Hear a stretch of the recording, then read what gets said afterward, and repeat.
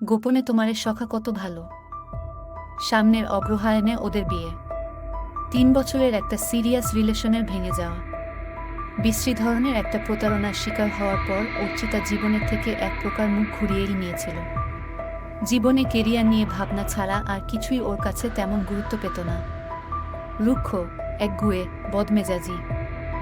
পারে সেটা সৌনকের মতো ছেলেগুলো কিভাবে যেন বুঝতে পারে। আর জানার সাথে সাথেই কাউকে সেই সাগরে ডুব দেওয়ার সুযোগ তারা দেয় না। ঠিক আপন করে নেয় প্রবল ঝড়ে নুয়ে পড়া ওই গোলাপ চারাটাকে। সৌনক ঠিক তেমনই রোদে পোড়াতপ্ত গরমকালের পরে এক পশলা বৃষ্টি নিয়ে এসেছিল অর্চিতার জীবনে। হ্যাঁ, অনেকটা সময় কাঠ খড় পোড়াতে হয়েছে, তবে শেষমেশ অর্চিতার মুখের হাসিটা ফিরিয়ে দিতে পেরেছিল সে। একটা বদমেজাজি মেয়ের বুকেও যে এক সাগর ভালোবাসা থাকতে। এই মেয়েটিকে দেখলেই প্রেম নিবেদন তো দূরে থাক, কথা বলতেই ভয় পেত তার কলিগ থেকে শুরু করে বন্ধু সার্কেলের অনেকেই। কিন্তু শুঁয়োপোকার থেকে প্রজাপতি হয়ে ওঠার জার্নিটাতে যে পাশে থাকতে পারে ঠিক সেই জানে আসলেই ভালোবাসা কত সুন্দর।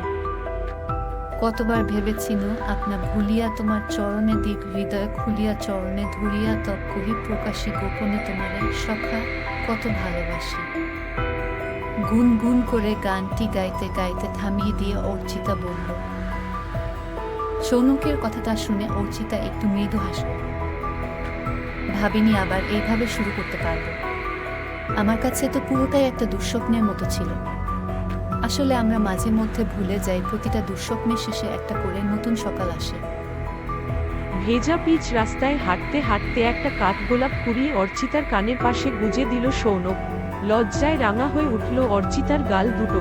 ভালোবাসার মানুষটা পাশে থাকলে মাঝে মাঝে লজ্জা পাওয়াটা কিন্তু ম্যান্ডেটরি। দুষ্টু হেসে কথাটা বলেই সৌনক শক্ত করে তার প্রেয়সীর হাতটা ধরল, কারণ ওদের এখনো অনেকটা পথ চলতে হবে।